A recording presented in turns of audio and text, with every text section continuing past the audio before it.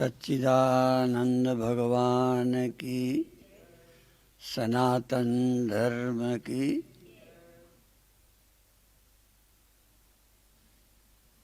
भगवान श्री कृष्ण ने गीता में कहा है, पुरुषम प्रकृतिम चैव विद्धि अनादि उभावपि। ये दोनों उभवपि अनादि, परमात्मा का भी प्रारंभ नहीं हुआ। अनादि माने शुरू नहीं हुआ, शुरू नहीं हुआ माने पैदा नहीं हुआ, और प्रकृति भी पैदा नहीं हुई। यदि हम सामान्य जनता की भाषा में बोलें तो ये पति और पत्नी दोनों पैदा नहीं हुए। ऐसे कोई पति पत्नी है तो वो है प्रकृति और पुरुष। और पहले कह चुके हैं, फिर भी सब लोगों का ध्यान नहीं जाता तो दोहरा देते हैं। पैदा हुए पति से, पैदा हुई पत्नी से संतान कुछ दिन बाद होती है।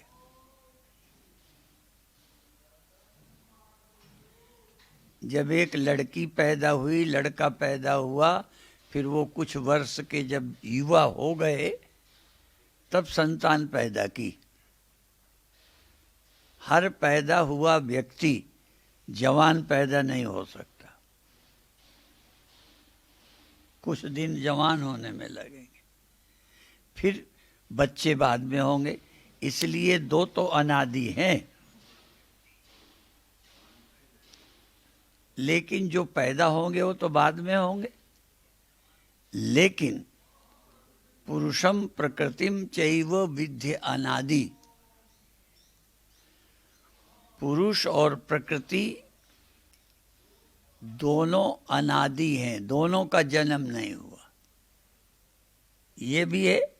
और वेद में भी एक जगह आता है मंत्र, अजो एकः।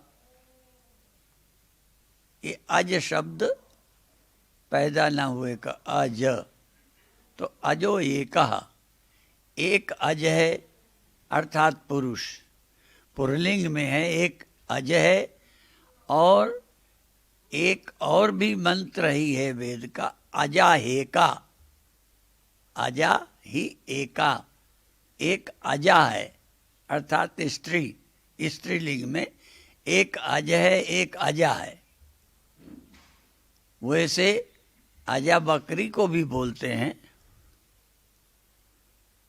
पर यहाँ प्रकृति और पुरुष के लिए कहा है। ये दोनों अज हैं। और जब जन्मे नहीं है तो जवान कितने दिन बाद होंगे, फिर बूढ़े कब होंगे, फिर सृष्टि बंद कब करेंगे।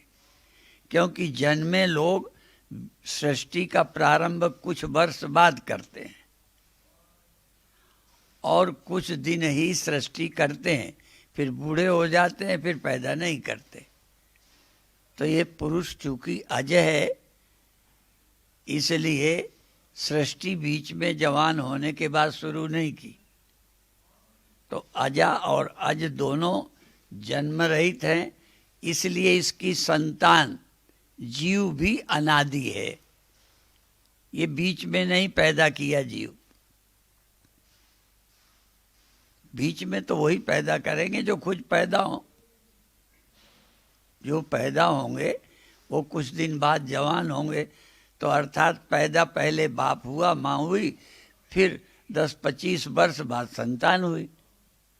ऐसे ही पहले ईश्वर पैदा हो, फिर माया पैदा हो, फिर कुछ वर्षों बाद वो जवान हो, तब जीव पैदा हो। ऐसा नहीं है। ये प्रकृति भी पैदा नहीं हुई, ये पुरुष भी पैदा नहीं हुआ, तो सच्चाई ये है कि जीव भी पैदा नहीं हुए। ये भी अनादिकाल से ही है। ऐसा नहीं हुआ कि संसार बीच में शुरू हुआ। ये सब अनादि हैं। और ये बंद भी करने वाले नहीं, क्योंकि इन्हें बूढ़ा नहीं होना। मनुष्य तो पैदा हुआ तो जब 15-20 का हुआ तब शादी की, संतान पैदा की, और अंत में जब ये खुद बूढ़े हो गए तो पैदा करना बंद कर दिया। पर होता क्या है, ये सृष्टि क्यों चल रही है बूढ़े हो जाने पर?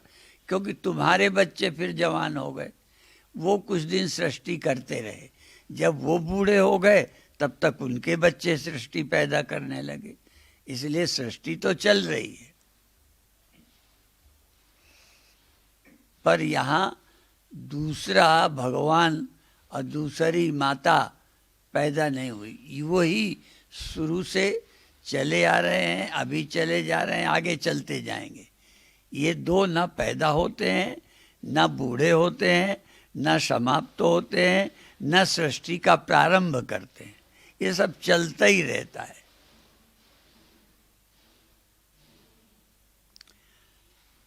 यही बात आत्मा के लिए भी इस मंत्र में कही है।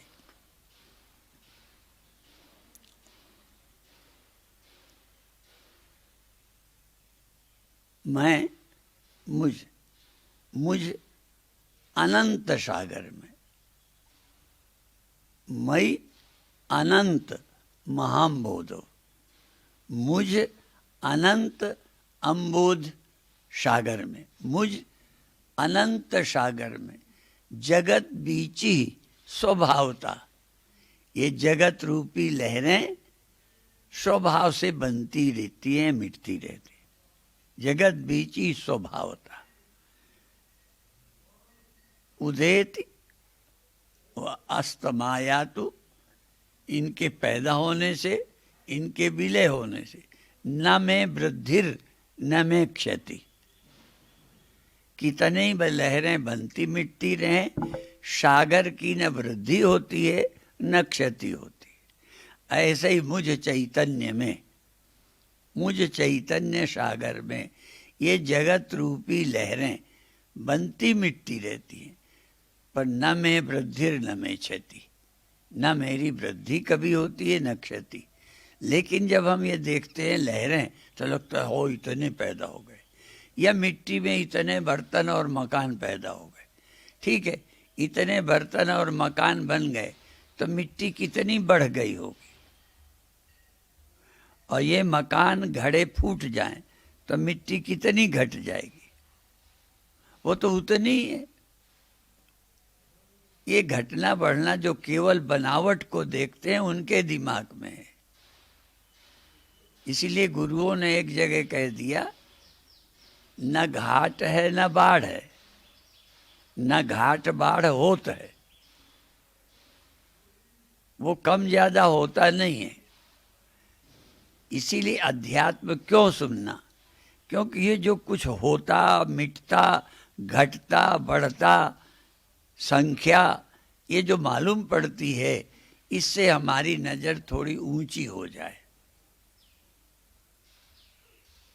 देखो, गिद्ध ऊंचे पे रहता है, पर नजर उसकी नीचे रहती है,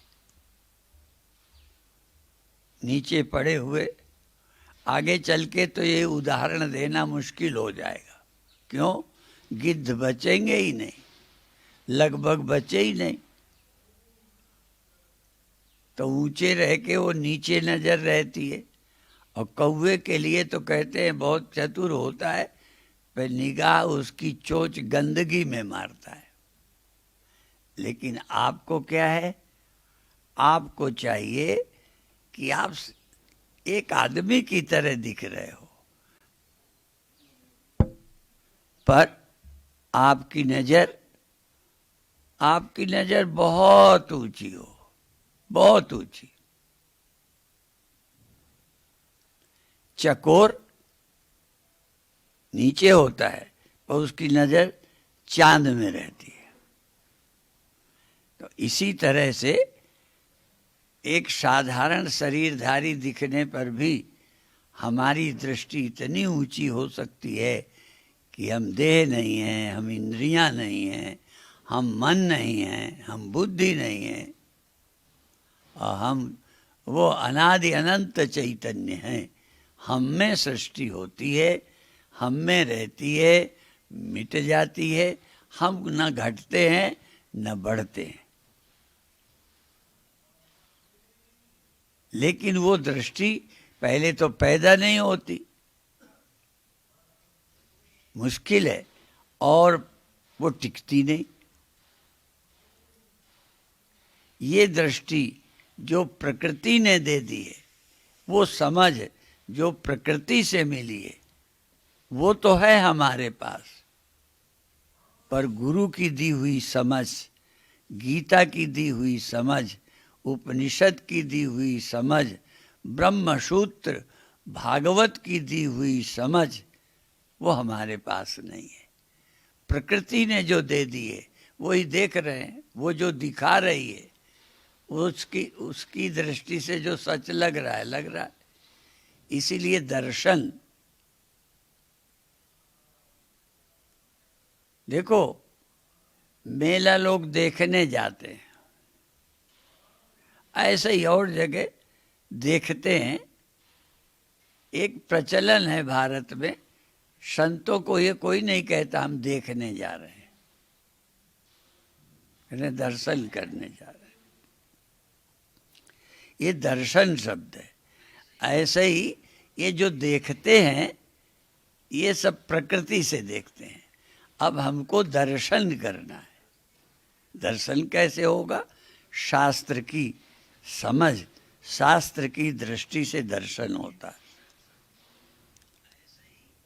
इसीलिए हमारे यहाँ उपनिषदों को हमारे यहाँ कहते खट दर्शन, छह दर्शन है। अर्थात जो हमें देखना बताते हैं, देखने का ढंग देते हैं, कैसे देखें। और ये तो अक्सर हम बोलते हैं, वृत्तिम ब्रह्ममयीं कृत्वा पश्येत ब्रह्ममयम जगत। वृत्तिम ब्रह्ममयीं कृत्वा, ब्रह्म वृत्ति करके सारे जगत को ब्रह्म देखे।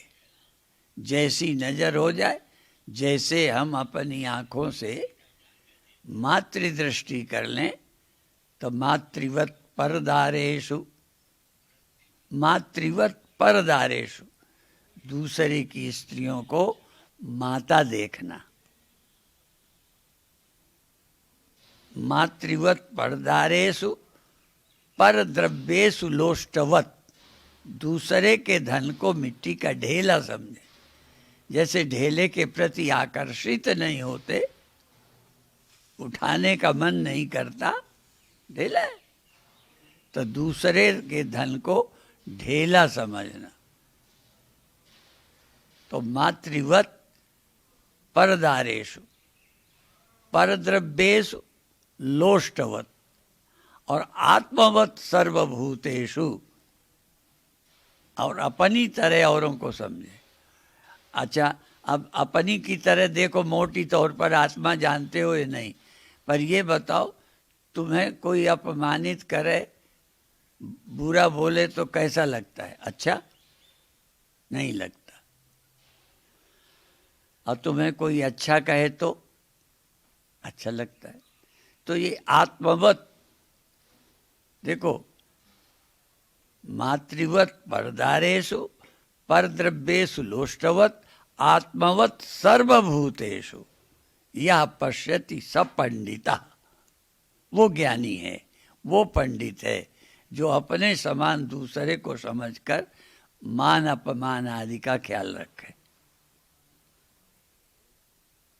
मैं अपने को जरा सा कोई बुरा बोले तो मुझे नहीं अच्छा लगता, पर जो दूसरे को ज्यादा बुरा बोलता है, ये मान ले कि भला पढ़ा लिखा हो, पर उसके प्रति आत्मदृष्टि जागृत नहीं हो रही, शायद जागने का प्रयास भी नहीं कर रहा। दूसरा व्यक्ति भी तो मेरी तरह है।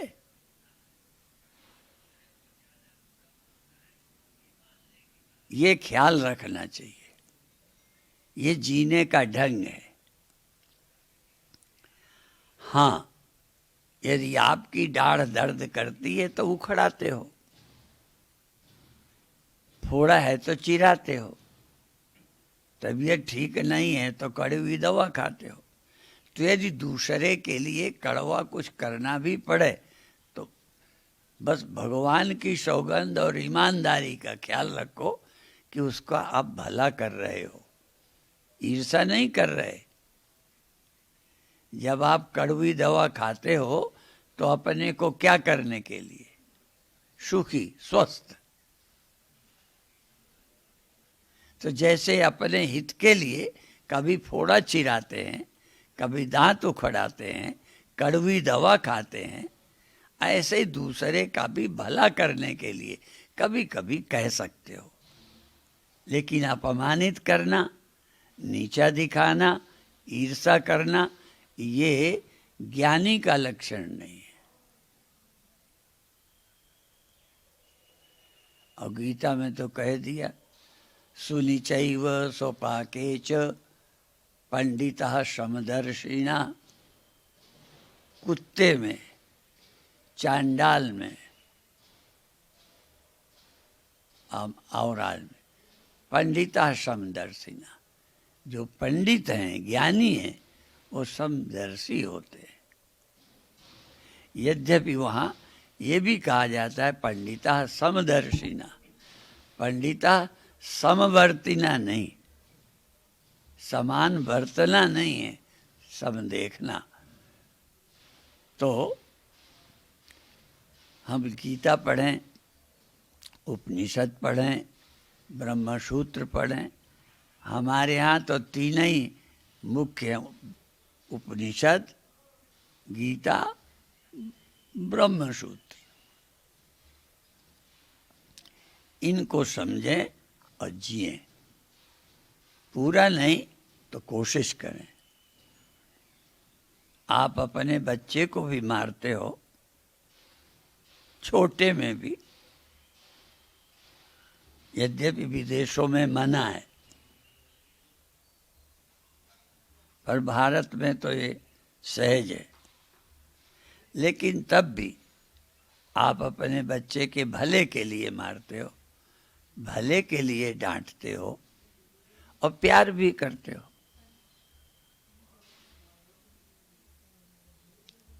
जिसको प्यार करते हो उसको डांटा तो समझो भले के लिए हो, पर जिससे प्यार नहीं करते, सिर्फ नफरत करते हो, तो इसमें हमें पड़ोसी से नहीं पूछना, पढ़ना है और देखना है कि मेरे अंदर ईर्षा तो नहीं है।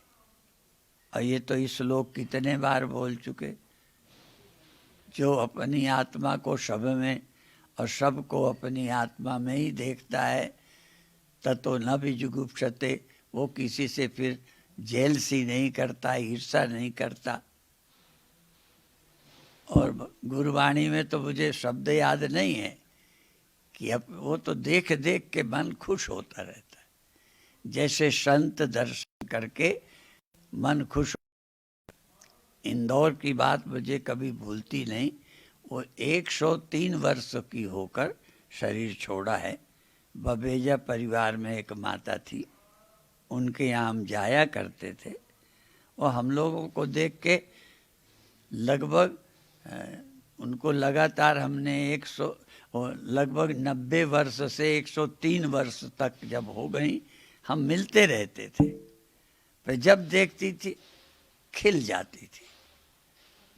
मन बुढ़ापे में भी ऐसे खुश हो जाए जैसे युवक युवती मिलकर खुश होते हैं। इतनी श्रद्धा, इतनी प्रीति।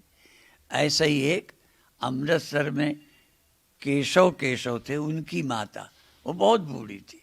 केशव खुद ही बूढ़े थे, फिर उनकी माता 20 वर्ष तो बड़ी होंगी, बूढ़ी थी। पर हमारे एक संत स्वामी आनंदगण थे, उनसे बहुत प्यार था। उनको देख लेती थी तो खुश हो जाती। और कई लोग तो परिवार के ये कहते हैं कि दिन भर बीमार रहती हो, वो आ जाते हैं तो ठीक हो जाती हो।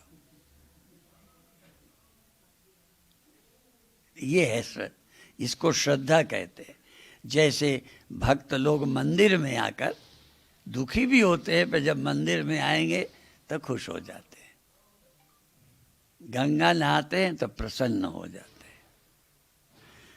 इसी तरह से संत दर्श करके मंदिर में जाकर तो खुश होना, और हरमिलापी जी की ये बात भी याद रखने लायक है, ये सोनी सोनी सूरतों वाले मेरी माला के मन के हैं, देखता जाता हूँ इबादत होती जाती है। मैं देखूं अब मन प्रसन्न, मन गदगद। दर्शन करें, संत के तो करें ही, मंदिर के तो करें ही, कोशिश करें सबके दर्शन करें। देखें नहीं, दर्शन। दर्शन का मतलब पवित्र भाव। इसलिए जो सबके दर्शन करते हैं, सबके दर्शन, शुरुआत संतों से करो। अभी तो संतों के भी सबके दर्शन बड़ा मुश्किल है, पर शुरुआत संतों से करो और फिर धीरे धीरे सबके दर्शन करो। पहले तीर्थ में आओ, फिर धीरे धीरे जहाँ जाओ तीर्थ ही हो जाए, जहाँ बैठो तीर्थ हो जाए, तीर्थ भावना। तो ऐसा हमेशा ख्याल रखो। गंगे तो दर्शनान मुक्ति।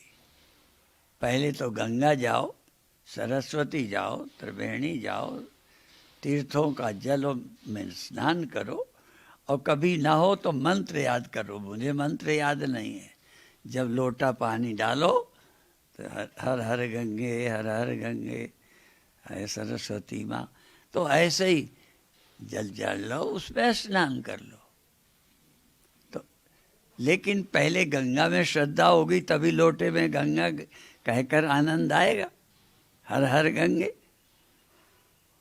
जब गंगा ही में उतना नहीं तो क्या। ऐसे ही जो संत दर्शन करके खुश होते हैं, ऐसे ही धीरे धीरे दृष्टि बड़ी करो, जिसको देखो दर्शन करो। और नहीं तो कम से कम सुबह सुबह जो दिखाई पड़े उसे, हाँ,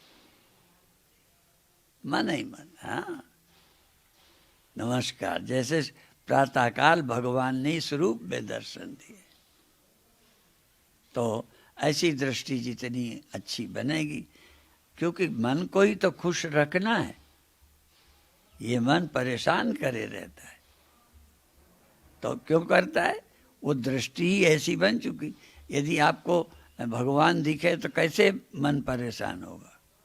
तभी हम कभी कभी कहा करते हैं कि दिन भर अभी न सही, जब ध्यान में बैठो तो जहाँ मन जाए उसे सिया राम समझो। ध्यान के समय पहले वाली आदत से तुम्हारा मन तुम्हारे बैरी में चला गया तो छाती मत जलाओ, क्योंकि ध्यान के समय जहाँ मन गया वो मेरे इष्ट है, और ध्यान के समय जहाँ बैठे हो वो तीर्थ है।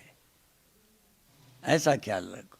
और ध्यान के समय में सब ठीक है, सब गोविंद है, सब गोविंद है, गोविंद बिन नहीं कोई। अभी दिन भर तो नहीं चलेगा ये, पर ध्यान के समय जहाँ जहाँ मन जाए सब गोविंद है, सब गोविंद है, गोविंद बिन नहीं कोई। ऐसा ख्याल करके अपने मन को बिगड़ने से बचाओ, क्योंकि मन तो तभी बिगड़ेगा जब गोविंद के अलावा और कहीं मन जाए। तो अपन ने क्या किया? मन को नहीं रोका, जाने दिया, लेकिन मन में एक भाव भर दिया। और इसके लिए मैंने बहुत बार उदाहरण दिया है वो सच्चा, पर उदाहरण बन गया। रोज तो मेरा ही ऐसा नहीं रहता। मैं दिल्ली से अमृतसर के लिए गाड़ी में बैठा, तो जिस सीट में बैठा पहले तो सहज ऐसे ही था, तो ख्याल आ गया हरमंदर साहब का। तो फिर मन ही मन मैंने हरमंदर साहब को नमस्कार किया। इसके बाद मेरा मन, चूंकि वहीं दुर्ज्ञाना साहब है, दुर्ज्ञाना मंदिर है, मेरा मन दुर्ज्ञाना मंदिर लक्ष्मी नारायण में चला गया, तो भी हाथ जुड़े रहे। फिर मैं जलंधर देवी तालाब, फिर धीरे धीरे मन तो था पर एक लाइन बन गई। फिर हरिद्वार आया, वाराणसी गया मन, पर हरिद्वार में आया तो दर्शन कर रहा। फिर धीरे धीरे ये जगहें छोड़ दी, जहाँ जहाँ सारी दुनिया में मन पर मैं नमस्कार, लगातार नमस्कार। तो क्या हुआ, मेरी नजरें बदल गईं तो नज़ारे बदल गए, किश्ती का रुख बदला तो किनारे बदल गए। सारी दुनिया बदल गई जब मेरी नज़र अच्छी बन गई, बदल गई। अभी इतना ही कहकर समाप्त करते हैं। ओम शांति शांति शांति।